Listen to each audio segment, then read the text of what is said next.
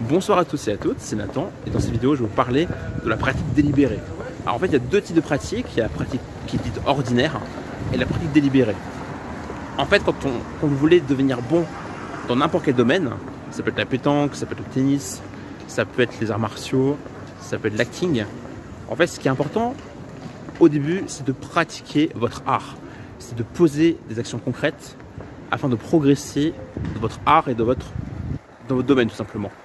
Sauf que la pratique ordinaire a des limites. C'est-à-dire, c'est pas parce que vous pratiquez quelque chose de manière régulière et sur le long terme que forcément vous aurez des résultats si incroyables que ça. La preuve, c'est que par exemple, on a beaucoup d'artistes qui sont certes très passionnés par ce qu'ils font, mais n'ont pas le succès et la réussite qu'ils visent. Et donc ce qui est intéressant, c'est d'avoir une pratique délibérée, c'est-à-dire que la pratique délibérée, vous allez pouvoir l'orienter sur du feedback.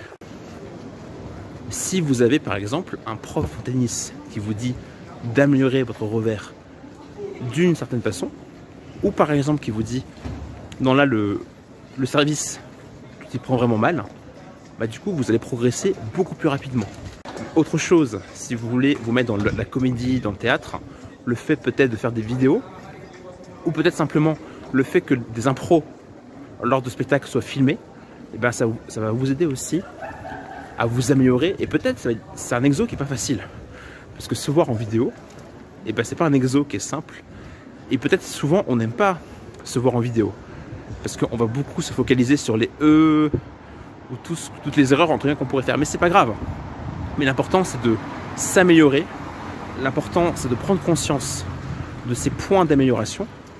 Et autre chose qui consiste aussi, qui est en lien finalement avec la pratique délibérée, c'est pas forcément chercher à progresser partout. Par exemple, si vous prenez le tennis, effectivement, pratiquer globalement dans le tennis, ça aide au début. Mais après, vous risquez de stagner.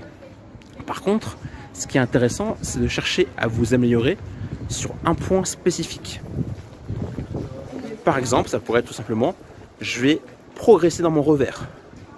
Et une fois que vous commencez à maîtriser, en tout cas être plus à l'aise avec le revers, me dire tiens, je vais m'entraîner sur le coup droit. Si on prend par exemple le fait de faire des conférences, là le fait de faire des shows et des conférences, bah tiens, au lieu de simplement juste faire des conférences, dire tiens, je pourrais m'entraîner sur le fait par exemple de lever ma voix. Et une fois que je suis de plus en plus à l'aise à juste être capable de lever ma voix, ben je peux m'entraîner à faire des silences. Et une fois, et voilà, vous avez compris.